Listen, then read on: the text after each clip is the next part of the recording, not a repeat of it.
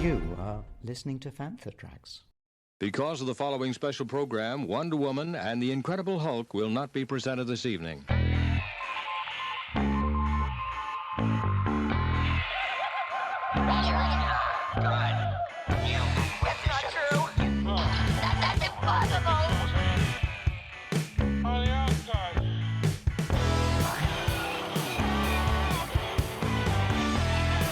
It's time to get all your Star Wars news in a single file.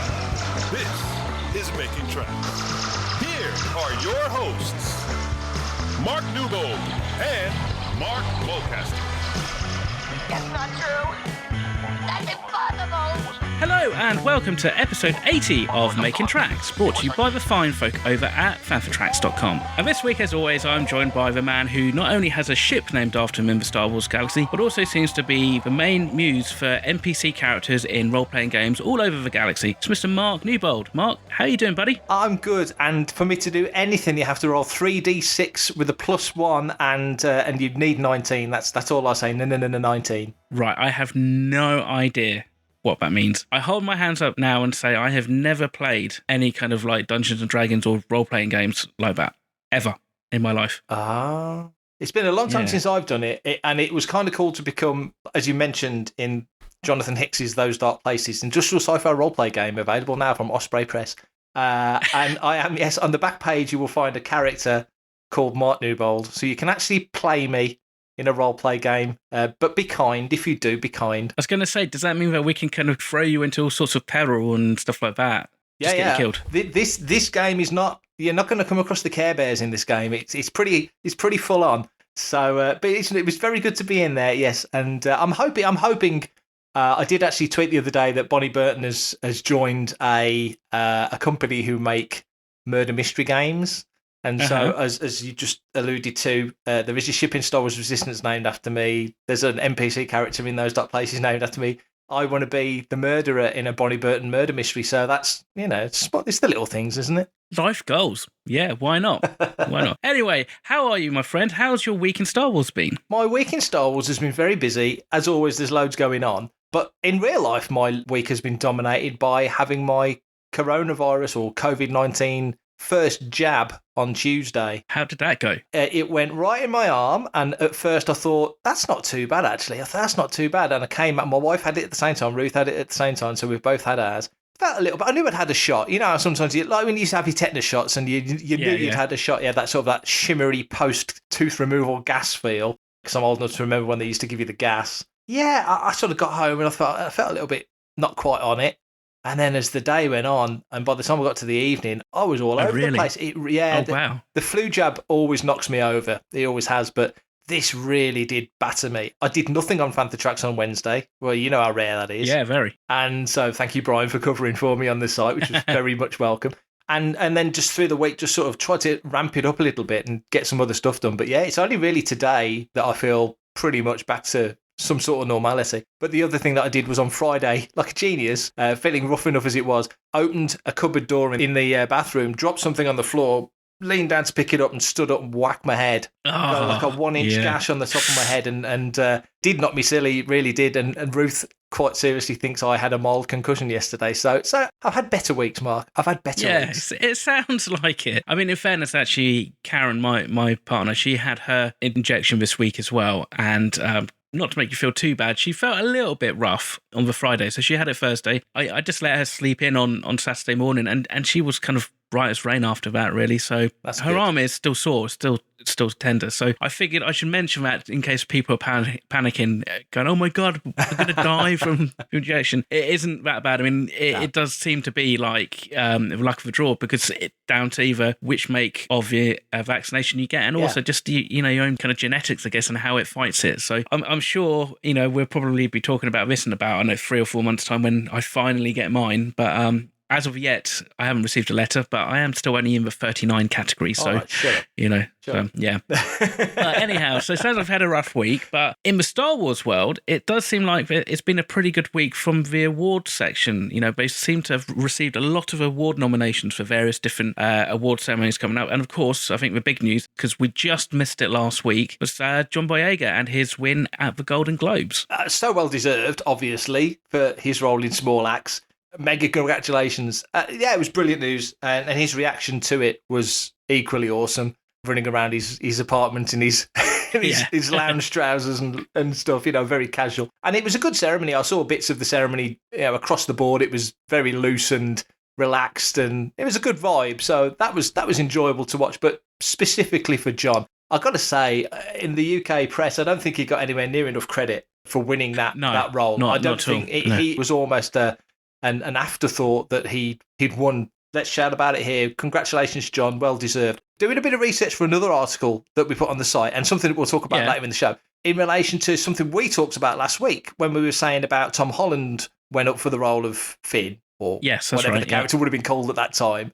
And we had a little conversation about that, which I found fascinating. Something else I learnt today was that Dev Patel from Slumdog Millionaire was the second choice to play Finn in The Force Awakens. Another guy who... Oh, really? Yeah, who was nominated for BAFTAs and went on to win, and nominated for Oscars, and top tier talent. So I just thought that was really interesting that, again, that perception that the Finn role was just pitched at black actors. Absolute nonsense. You're really going as broad a scope as you can really hope for there, aren't you? Yeah, well, like you said, I mean, it's a wide net, so it's not like they were really specifically looking at ethnic characteristic or something like that. Because I don't really necessarily know a huge amount. I don't think I've seen many of Dev's films. So from what I have seen, I think he could probably work in a Star Wars film. I don't see why not. So maybe that's something that could be on the cards in the future. I mean, actually, one thing I do want to bring up from last week is that if you listen to the very end of the podcast, if you listen to the very end of episode 79 of Making Tracks, there's a hint, just a little bit of Daisy Ridley talking in a US accent. Yes. And I got to say, completely understand now why she didn't have a US accent, because it wasn't that great. You sent me the link, and we'd already done the show, hadn't we? And you sent me the link going, it was in your head, and you were thinking, let me find and see if there's anything of Daisy doing the accent. And you sent me a clip, it was a 2-minute clip, and got the audio from that. And you said it, and it made me smile when you said it. Oh, I don't want to offend any of our American listeners. But that generic American accent, that's kind of what Daisy was doing. And it's clearly what the producers and sound people wanted her to do. They must have known that she could do that kind of accent before they ever took her into doing the role. Quite funny. And so I thought, well, I've got to stick that on the end. I've got to stick something on the end. There was no good outtakes I could use of you. There was loads of outtakes, but nothing I could use on a family-friendly podcast. So that's understandable, yeah. So from what I understand, she did the voice for a Studio Ghibli. That's right, it was a Ghibli thing, film. Yeah. Yeah, and but that production was originally, I think it was called, was it Only Yesterday or something? Yeah. And originally it was released in 1991, but only in, I guess, kind of Japan and Asia. And they did a US English version only a couple of years ago. So we might be selling Daisy a little bit short on that, because maybe, again, it's down to how these actors get directed. So yes, it was quite interesting. And it did make me think, I don't think I could actually picture Rey as a US kind of speaking character these days. So yeah, all good fun. So as you were saying, the award nomination was for best performance by an actor in a supporting role in a television series. And that was, like you said, for his performance as Leroy Logan, who was like a Metropolitan Police officer in the miniseries Small Axe, Red, White and Blue. We've had a number of awards come out this week, or a number of award nominations come out this week for Star Wars. Most notably, I think, is the 46 Saturn Award nominations, which were announced, in which Rise of Skywalker received, 12 nominations, plus nominations for Clone Wars and for Mandalorian, as well as other award nominations for kind of Star Wars alum actors. So it was quite a good list of achievements, really. Oh, it was fantastic. I was really pleased, actually, because I think there is this sort of schism now, sadly, between lovers of The Last Jedi, lovers of The Rise of Skywalker. They can't seem to coexist.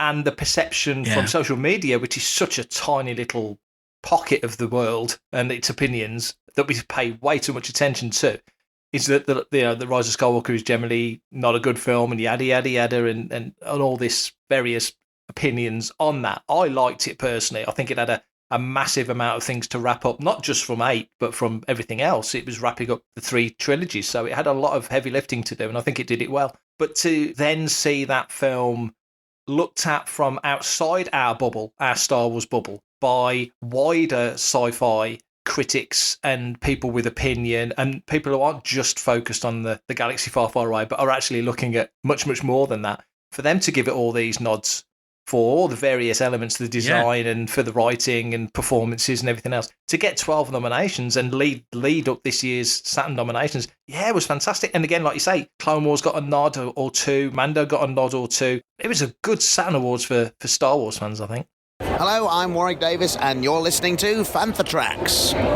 Kenobi casting rumours have been floating around the web for this week, and basically they involve the actress from Game of Thrones, Indira Varma, and she allegedly, and we say allegedly because it is still a rumour at this point, it's not been confirmed by LFL or Disney, so she will be joining, hopefully, Ewan McGregor and Hayden Christensen on the cast. You might remember Indira Varma because she played the role of Elara Sand, and she was basically like the girlfriend, or I think the term tends to get used as paramour, of Prince Oberyn Martell. And Prince Oberyn Martell, coincidentally, is of course Pedro Pascal, Din Djarin in The Mandalorian. So she joined the cast, I believe, in I think it's like the 4th season as like a guest star, and then went on to become a main credited star in the 5th season, when it was in the next 2 subsequent films. But what it seems like is that Game of Thrones seems to be a great well for Lucasfilm casting directors to basically return to. Obviously, as I mentioned already, they've plucked Pedro Pascal, not forgetting Emilia Clarke, and also Ian McKellen was in Rogue One. So it seems like actually it's a good place to kind of maybe look for potential Star Wars action talent. If you think the guys who headed up Game of Thrones were originally going to be doing a Star Wars series of films, which they decided to step away from when I think they got a massive Netflix deal, as I remember. That's right, yeah.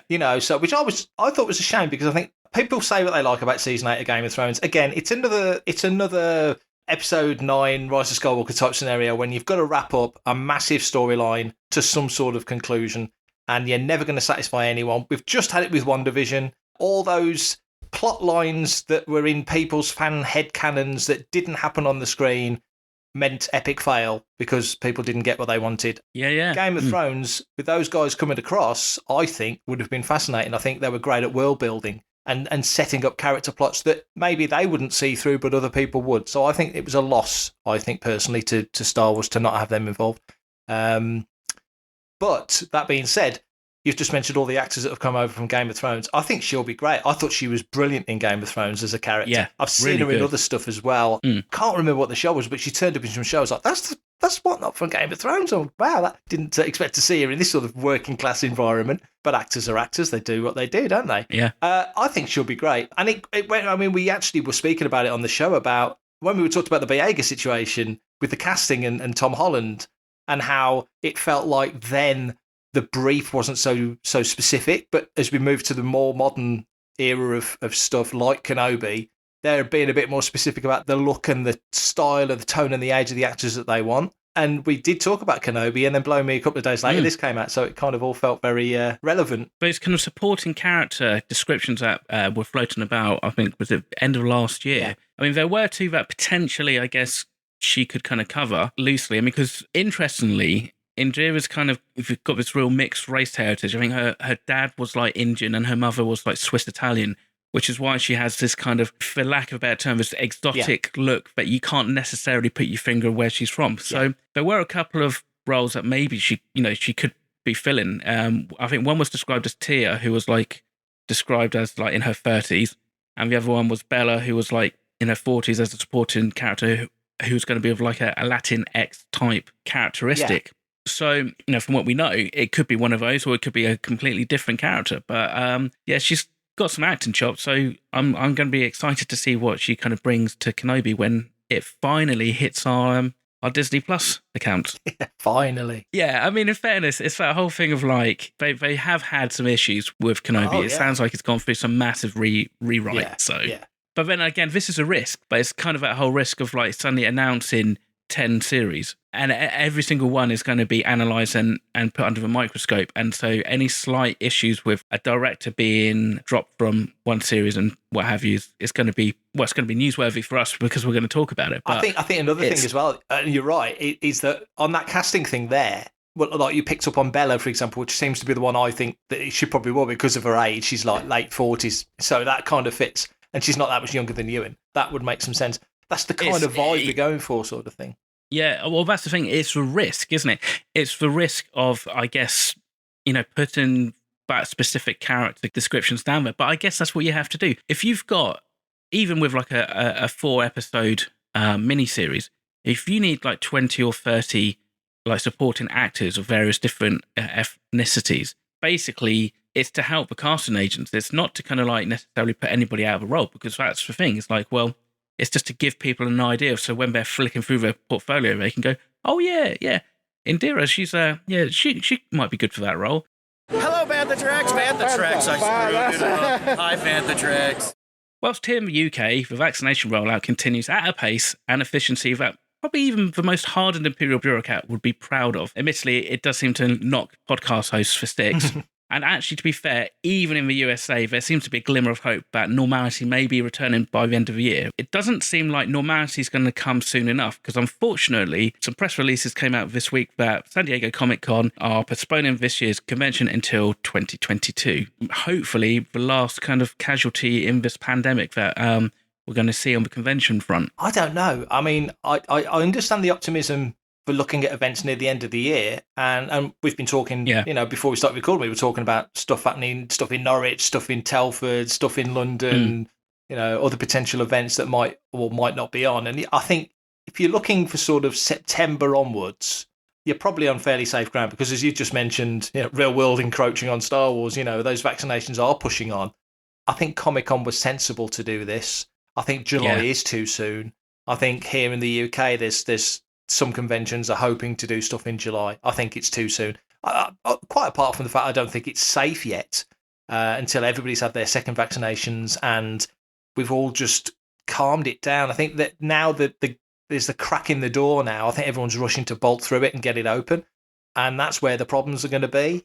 We all know the conversation. We know what's going on. When you get to a situation like this, I think it's very responsible. Let's put it that way. I think it's very responsible of Comic-Con to do this, because they are the big show. That's the big show. I know Celebration is our big show in the Star Wars world, but for everything under that major umbrella of sort of sci-fi and genre, San Diego's the big one. And I think they've set a good example by doing this. I do think it's a shame, though, but I totally get why they've done it. Yeah, San Diego Comic-Con is the biggest. It's by far the most international Comic-Con. It's going to be some kind of online convention, I believe. But yes, as you did say, Showmasters and MCM have kind of announced that they've got conventions at the end of this year in the UK. So that's cool. I'm happy and excited to wait. And yeah, I'll see what happens. See how many of those, shall we say, crappy Comic-Cons we get a chance to kind of go to. Yeah. Between like July and then, because, I think it would just be nice to be able to go out and kind of, I don't think we're ever going to return to like a normality, at least not in the next 5 years or so. I think there's always going to be this kind of thing hanging over us, and being aware of it is, I guess, is a good thing. But anything that we can do to kind of take our minds and stuff and try and get back to some sense of normality is only got to be a good thing. Hi, this is Amy Ratcliffe, and you're listening to Fantha Tracks. Chewbacca actor Eunice Suotama has released his memoirs of his time in the Wookiee suit called Raw, My Life as a Wookiee. The book is out in Finland, and obviously it's in Finnish, but there have been some English translations make their way onto Twitter. And we did a post on Fantha Tracks about some of those tweets, but one in particular has caught, I think, most people's attention. One of the tweets that went out was the reveal of Dev Patel being up for the role of Finn. So that was a fascinating piece, because I don't think many people, if any, knew that. But one of the ones that came out was a scene with Chewbacca captured by the Knights of Ren, taken up to the Steadfast and tortured by Kylo. And Eunice mentioned that they filmed it, but that Adam Driver was, in his words, truly sociopathic in the role, which kind of lends us to think that maybe it was a bit full on, a bit too much, and maybe it just didn't suit the tone or the turn that they wanted for Kylo to Ben and the whole end journey of that film. Anyway, it's fascinating to see. Mark, what did you think of seeing this? Did this surprise you that there was a scene like this, given their obvious long history, the scene after Han dies in Force Awakens, spoiler alert, Chewie gets his shot in and stuff. Did it surprise you that there was a scene shot like this? No, I mean, it is in the Ray Carson book. There's this kind of meeting between Kylo and Chewbacca. I can't quite remember exactly the tone of that. It was more kind of from Kylo's perspective. Yeah, it was more emotional. At least when I read it in the book, it was an emotional kind of story beat rather than something which was kind of like quite nasty. But I could kind of see it because, I mean, we see it even in The Force Awakens, the way that he just invades Rey's mind stuff. And you could kind of think that after a year or so's desperation, that this could really kind of unhinge him, because I think he does come across as being a little bit more unhinged in Rise of Skywalker. Yeah. I wouldn't be surprised if Chewbacca had actually kind of like, given him a few barbs as he's kind of, being subjected to all this stuff. So it is probably too dark maybe for the film, but I think I would love to have seen it. I think it could have made it really emotional, because we don't really get any interplay other than when Chewbacca kind of like takes that shot of him on the bridge in Force Awakens just after Han's died. Yeah. That's kind of like it. There's no real interaction between him and Kylo. So I think, that would have been quite an interesting kind of scene to have watched play out. The fact that Chewie was present for all of Kylo's life, that Chewie would have considered him part of the family, that there's that betrayal there. I think if they'd have done this scene and they'd have done it in a way that gave Kylo even more of an insight into the damage that he'd done, because at this point Kylo is on the cusp. He is Vader in Jedi, isn't he? Like Vader's having all those doubts in Jedi, and it takes Luke's big actions to and the response of the Emperor to finally tip him back over to the side that we all know he ends up sort of becoming Anakin again and taking his revenge, if you like, on the Emperor for all the crap he's given him for his whole life, and in turn saving the galaxy. It kind of feels like he's at a sort of a tipping point as well. But like you say, it's more on the knife edge in this film than ever, that he can either completely dive into the darkness or he could tip the other way, which Rey's actions turn him to that on the Death Star on Agent Class, of course. But I think if he had have invaded Chewie's mind, like you said, that similarity to the Rey scene, I think he would have tapped into, this is my headcanon, he would have tapped into the sorrow that Chewie feels for losing his best friend and all the damage that Chewie would perceive his nephew has done to the galaxy and to everybody that he loves, and that everybody that Kylo loved. His actions led to Luke leaving. His actions had obviously caused the death of his father, all the other stuff that's there. I think maybe if Kylo would have seen that in the film and got a sense of that, it would have been difficult to convey, though, wouldn't it? It's easier in a book. You can write the inner thoughts, like Last Jedi adaptation with Luke's thoughts on the page. Revenge of the Sith adaptation, you're in the head of Anakin and all the characters. It's much more on the page in black and white. It's difficult to show in a film. So maybe it was too difficult to convey. I don't know. But I think they kind of managed to do it quite okay in The Force Awakens. There was enough, wasn't there? Kylo kind of talks about, he pulls out from Rey's mind about, Acto and, the island, the island and the water and stuff like that. And, she's able to kind of like pull out the whole Darth Vader kind of like fear from Kylo. I mean, and also actually, in some respects, they kind of, in Rise of Skywalker, they had that vehicle already in place, because you have that kind of really super quick kind of flashback montage when Kylo, right near the start of the film, is reaching out to Rey. You almost basically see a recap, don't you, of like him killing Han and then like and stuff like that. And that happens really quick, and that's all you really needed. I mean, admittedly, when you've got that, and then you've also got the flashbacks from Rey's perspective about her parents, suddenly we've gone from Star Wars with no flashbacks to suddenly like one episode which is just full of flashbacks. It may have actually been too much, and maybe that's part of the problem. But yeah, it's interesting. I mean, it's a really interesting thread just overall. I mean, it'd be a shame if this book doesn't come out in English, because I think Junius was in the position, but I think, he was in just about every film in one way or another. So it will be a very unique position, and it's not like he was only in a couple of scenes. He was all in his sequel trilogies, and even some of the stuff he does talk about, which gets translated, is quite interesting. About, like you said, Dev Patel being potentially in the running for the Finn character, and then also actually the fact that the character names were apparently written into the script as of like January 2014. You know, we're very lucky 44 years on from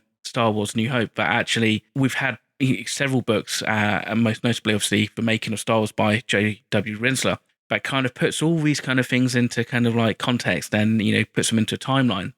But now we're kind of starting to get some of these kind of information about the sequel trilogy, and it starts to build a picture of actually how the production was and, you know, how things kind of developed over the course of the film. So, yeah, which is just in itself just like really fascinating. It is, and it's important as well, I think, important for fans to have access to this sort of history because, like you say, Paul Duncan with his Star Wars archive and Rinsler with Making a Star Wars, and there's been other books over the years that have touched on it, but these are formalising that information. And what's here in My Life as a Wookiee feels like the sort of content that at some point in the future will be pulled into as a reference point for one of those big books that really does lay down, well, George started writing his episode 7 notes in 2011 and with the view of doing this, that and the other, and they'll just work it all the way through to when the film came out.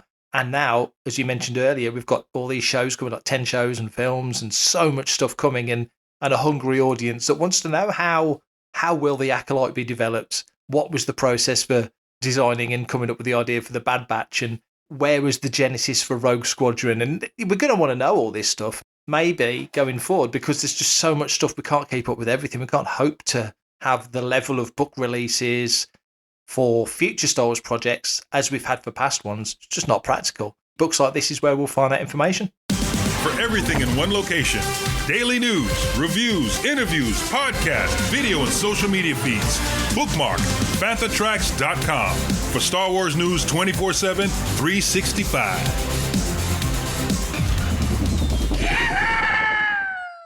So, Mark, am I right in thinking we have a listener's question? Our sack is still very empty, but there's a slight corner sticking out at the bottom with a letter in it, and I'm going to pull it out now. Give it a tug. It is a letter from Mervyn Kohler. Thank you, Mervyn, for sending this in. And this is the question. With Hera now tipped for Rangers of the New Republic and Ezra for Ahsoka, and Ray Park seemingly doing something more related, where do you think the line falls between the casting of the voice actors versus on-screen representation? Taylor Gray has always said he'd love the chance to play Ezra in live action, and Vanessa would be awesome as Hera, but obviously they recast Ahsoka from the voice role. Are we too sentimental? This is the crux of it, really. Are we too sentimental about the voice cast being offered the chance to reprise their roles in live action? So I think what Mervyn is saying is, should we stick with the voice actors when they translate to a live action arena, or should we put that to one side and just cast the right person for a live action TV or movie role? Over to you, Mark. It's more difficult than actually I think you kind of first give it credit for, that question, because, yeah, there is a certain amount of sentimentality. I think ultimately we were very lucky with Star Wars Rebels, for instance. We had a cast that basically very much engaged with the fandom and gave a lot of their time to the fandom to engage with them, to talk to them, to hop on podcasts and stuff like that. And so they obviously then you want to make sure that their role and their influence on the character is maintained. And ideally, I guess it would be great. It would be amazing if every single animated character translated from like animation to live action and that the actor came with them. It's difficult because I guess it's ultimately going to come down to what the role in the live action series requires. It is a different discipline. We've said this before. I think we've talked about this in relation to Ahsoka, but actually, yes, I think we all would have loved to have seen Ashley Eckstein as Ahsoka in Mandalorian, but they had a different direction they went in and they picked Rosario Dawson, and I've not heard any real complaints that she did anything bad in the role. It was a slightly different Ahsoka from what we've seen in animation, and that's part of that translation. So for me, it's more about ensuring that the essence of a character gets translated than necessarily who's playing it. It's a bit unfair sometimes, I think, for the fandom to heap on the productions too much if they can't use that person. If Taylor Gray is going to be in consideration for the role of Ezra Bridger, then they would contact his agents and they would go through a casting process normally. That's what they would do. But I don't see them just kind of having preferential treatment just because they used a certain person for the voice, unless, of course, that person has already a good track record in doing live action acting. No, I think you're right. I think it's a case-by-case basis, really. So for, let's say, let's pick Steve Bloom playing Zeb. you would think now, I'm thinking because of his legs, he's got those sort of backwards facing legs. So you'd think, well, they would more than likely want to do that as a CG character, well within the realms of being able to do it. Or maybe they would want to do it as a practical effect on set. But either way, you're not seeing Steve Bloom's face. So, you know, if you want him on set on stilts like K2SO and he's there on set and he's informing the character with its physicality, which he's never done before, so why would he need to do it this time? Ultimately, very easy for Steve Bloom to voice Zeb as a either practical or animated character in a TV or a film. That's an easy one. Why would you change that? Because really, Steve was brought in to be the voice of Zeb, so that carries on. With a character like Ahsoka, for example, you know, Ashley, who was, I don't know how old Ashley was when she took on the role. Let's say I don't know, I'm picking a number. Let's say she was 25, but she was playing a 14-year-old. So you get voice actors will play characters who are either significantly younger or significantly older because their muscle is in their throat, if you want to put it that way. They can turn that voice to be different voices and different characters at different pitches and different ages. That's their talent. That's their skill. That is the life of a voice actor generally, is that they will play. Steve Bloom's resume, James Arnold Taylor's resume is ridiculous. And there's another good example. Jack was doing the Ewan McGregor version of Alec Guinness doing Obi-Wan Kenobi. When they bring the movie or the TV show back, it was always going to be Ewan, of course, coming back as Obi-Wan Kenobi. But if it hadn't have been Ewan, do people think that the next choice would have been Jack? That's not how it works, is it? You know, so I think it's a very much a case-by-case basis. And of course, with Ahsoka, you make the best example with Ahsoka. In that episode, The Jedi, I think it was, there she is. She's in that episode. We've seen Ahsoka live action. And then we get that Disney Investors Day, and they announce that there's actually going to be an Ahsoka series. She could be playing Ahsoka for the next 5 years now. Ashley was hired to be the voice. Katie Sackhoff, you wouldn't be surprised if they looked at a picture of Katie Sackhoff and went, let's base Bo-Katan on her. Oh, totally. Yeah, I completely think that is the case. But also I think that's different in respects of that was a limited guest star role, wasn't it? It was just a supporting cast member for a few episodes. And probably, yes, that's all down to probably if they thought, well, actually, that'd be cool. Why don't we get Katie Sackhoff in to do that role? You know, somebody might be a Battlestar Galactica fan. That's it, bit of star power. Exactly. You know, it's all kind of promotion at the end of the day. They do base characters sometimes on the voice a little bit, and they change appearance to kind of fit the look of the person. And it helps the animators because they then can kind of film the voice actors doing the voice recording, and they can kind of then use it as a reference to mimic their expression. It's Tom Hanks being Woody in Toy Story, isn't it? Hello, I'm Ahmed Best, and you're listening to Fantha Tracks. Is it the fact that we have too much access and the voice actors for some of the roles are maybe too accessible and become too fan-friendly that actually we want this, and maybe it's kind of us applying too much favoritism just on the person rather than necessarily on their ability to fill the role? It doesn't seem to be like it's everybody who's ever done any voice. It just seems to be specific characters and these are characters that obviously we've grown to know and love over like several years of them being in our kind of like our fandom as well. Does that make sense? It does make sense. I think there's such a connection to Ashley again. I know we keep going back to her, but she's the best example. She just adopted us as much as we adopted her. You've watched her do so many things as you watched Ahsoka grow. So she's so uniquely connected to that character. And I think she's been she's a professional and she's got other plates to spin. She's got her universe and she's got other stuff going on. So it's not like it's her only gig, which is massively to her credit. And I think she's been an absolute, just credit to her for the way that she's dealt with all the attention on Rosario Dawson coming in. And credit to Rosario because she knows Ashley is Ahsoka and all that sort of stuff. But I think the question to what you just said, are we too sentimental? I think we are to a degree. I mean, really, you've got to look at it. You've got to step outside the box a little bit and outside of our Star Wars bubble and look at it as a slightly dispassionate producer or casting director who wouldn't know the intricacies of the fandom like we do or have to navigate it. Good grief, that's a full-time job. And just go, well, there's the character and there's the voice and there's the lady that originated the voice. She doesn't look like the character. How do we make this work when we've got this Oscar-nominated woman who wants to do it, or any mixture of the above? Ultimately, you just want what's best on the screen. So I guess in the case of, let's say Bo-Katan again, that works great because you know that Katie Sackhoff's nailed it on as a voice and she came on to The Mandalorian and nailed it as a live-action iteration of that character. Katie Sackhoff she actually said it, I was half expecting them to get, Scarlett Johansson to play Bo-Katan, that sort of thing. She wouldn't have been surprised. the fandom would have been miffed because it don't take much to miff this fandom, does it? We'd have accepted the fact that we got the best version of the character, and that would have been great. And then again, you've got, let's say, Jon Favreau voiced Paz Vizsla. Paz Vizsla was buzz-cut, muscled, warrior character. Jon Favreau is... Not so much. Not so much. So, yeah, his character in Friends did want to go off and join the UFC, but that was 25 years ago. So Favreau wouldn't even consider playing a live-action Paz Vizsla, for example. And that did come up this week in a conversation that Katie Sackhoff had as a character she'd like to see more of. He voiced him, but he probably wouldn't embody him in live action. That being said, you saw the heavy Mando in season 1, and you look at that and go, yeah, that could be Favreau. I say this is a guy who's carrying a bit too much himself, so I don't feel awkward saying it. But you know what I'm getting at. Favreau did the voice for him, didn't he? He did, yeah. It's horses for courses. It's whatever fits. But definitely what Mervyn said, are we too sentimental? It's Star Wars. It's hardwired to make us feel sentimental because we love it. So you do grip onto certain things. Hello, this is Sam Whitwer, and you are listening to Fantha Tracks. Just picking up on something that actually Merv kind of said in his letter, which I've not really thought about, even though I've looked at it quite a bit. Ray Park, Darth Maul, yes. He does seem to be putting out a lot of pictures of him getting ready for his character. Surely that can't be kind of behind-the-scenes photos from anything he's working on now, because he would have surely have had like NDAs kind of like slapped all over him and cease and desist. So do we think that those photos are from the behind the scenes of Solo? Or, I mean, have you seen stuff that maybe I haven't? No, wow. I interviewed him on stage at London Film and Comic Con a couple of years ago, and he actually opened his phone up and started showing me pictures of him. He took photos of himself in the mall makeup for Solo in the toilets, and he actually showed me the pictures on his phone. I think these are from Solo, personally. I don't think these are new. And I absolutely think you're right. I think if they were new, somebody would have gone round with a,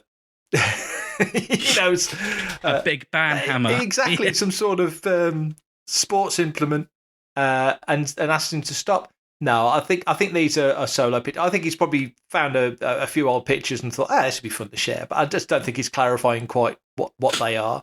And I think this happens a lot on socials with different things because we're so keen to get more information and it's a scoopy world, isn't it? People want that aspect. That's not to say I don't think he's going to do more stuff. I think Maul coming into, when you think what era that Obi-Wan is set, the era that Andor is set, they're all I could see him in Andor. Yeah, exactly. Yeah. And I think, you could sort of start to see the live action sort of fallout from what happened in Solo start to filter into the TV shows. Because I think this whole, you've got a sort of a 4 or 5 year block of time where all these things could converge. So I think there's definitely the potential. But I can't believe that he would be sharing pictures from recent filming. No. Unless, of course, he is. And somehow they've managed to kind of maybe work his way into some kind of flashbacks in the Book of Boba Fett. Riffing on the fact that Boba's on Jabba's palace and we kind of assume it's going to be an underworldy type kind of show. Yeah. Then you could say, well, here maybe there's some kind of, we see the transition of power from Darth Maul to Jabba the Hutt, for instance, or something like that. Possibly. I mean, that's a good point, actually. The flashback is definitely a potential. I still don't think these will be from anything recent. I think he'd be absolutely flayed alive if that was the case, because that's a huge reveal to make. I think you're right in the sense of you and me could sit here right now, and we did it on the show before. We go through those new shows that are coming out and kind of give our gut feeling about what we think they're going to be about. And, you kind of think, well, Obi-Wan's going to be, you have certain things happening on Tatooine. And we're learning more about Tatooine all the time. Mandalorian's showing us even more stuff with the whole Mos Pelgo and the, more crate dragon stuff and yada, yada. You're learning more about Tatooine all the time. Rumours coming out now that you're going to see Obi-Wan actually leave Tatooine and go off on missions elsewhere. There's a logic to that. I still think he's got General Grievous's ship parked up somewhere. So I think it's quite possible. That's my personal feeling. He's still got to put coaxium in it to make it fly, though. So, he's still got to do stuff to make it happen. He's communing with Yoda. He's probably now in contact with Qui-Gon. There's Bail Organa, who was a genuine friend to him, who's the three of them have said they will keep in touch. So Yoda was tucked away in his seclusion, but I think Yoda probably had contact with people in various ways. I don't think everybody ever came to visit like Luke did, but there is contact of a degree. You could see Obi-Wan leaving Tatooine under certain circumstances to go and do other things if he feels that Luke's safe in the moment and all that stuff.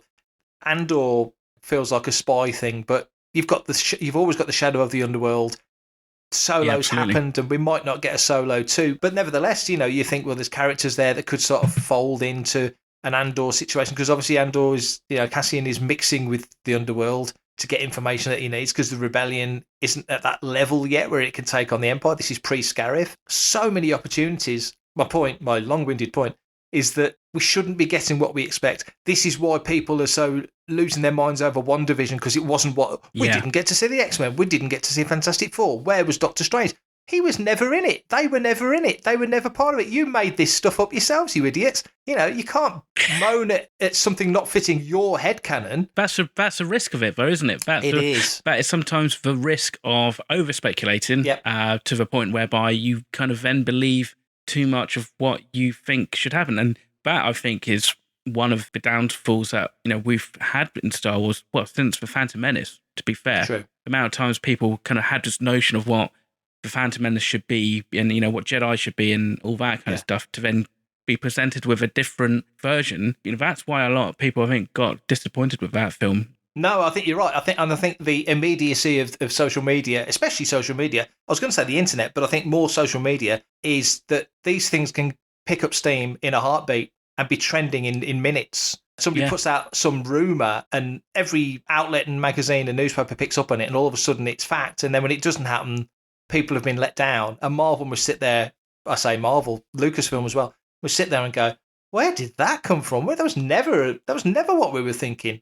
And of course, the people who are convinced, who've got some dog in the fight about wanting to keep this conversation going on, will let it proliferate, and on it goes. It's crazy, really. When I was a kid, it was magazines and it was talking to your friends in the playground. If Boba Fett didn't turn out to be Luke Skywalker's father, and Jabba the Hutt didn't kill Han, Luke, and Leia on Tatooine, and all these silly rumours that we got back in the day, you weren't disappointed. It was just like, oh wow, we got this, and instead of that. That was what you got. You didn't bemoan what you didn't get, because it was never going to happen anyway. Even as a kid, you were smart enough to figure that one out. I say to some people who ask me, like, oh yeah, what do you think should happen? Like, if whatever I say happened, then I think there's lazy writing. Because if I can come up with it, then hundreds of people should have come up with it. Because like my speculations, unless we're really way, way off, and that's the thing. It's like, people have stories to tell. They have a specific story they want to tell, and they write it. And I think it's good sometimes that these things are written not within the sphere of social media. And so then, there should be surprise. We should be surprised. We should be challenged sometimes for what we expect and then what we see. It's all part of creating Star Wars content that is going to actually be kind of something a little bit more interesting and keep longevity about it as well. If everything that we kind of like decided was going to happen in The Mandalorian happened in The Mandalorian, it would be quite a boring show, because we would have called it the week before. But like some of those reveals we didn't see coming. We certainly didn't see Luke Skywalker coming at the end of season 2 whatsoever. So therefore, as far as I'm concerned, keep it coming. So thank you to Merv for that question. We kind of went riffing off into other areas, but, it's making tracks. That's what we do. But thank you for the question. Anybody else who's got a question, please send it in, because as you can tell, we like to talk. We like to talk, but I think that is probably as much talking as we're going to do this week. So big thank you if you've managed to get this far on the podcast. But thanks to Merv for the question. If you do have a question yourself, or like any thoughts or comments, or even like a story that maybe we haven't picked up on, by all means, ping it over. And if you do, Mark can let you know how you can do it. Exactly. If you want to be a part of the action and stay updated on all the latest Star Wars news, visit fanthatracks.com or check out the free Fanthatracks app. Very good. Fanthatracks app through the App Store. It's free. Yes.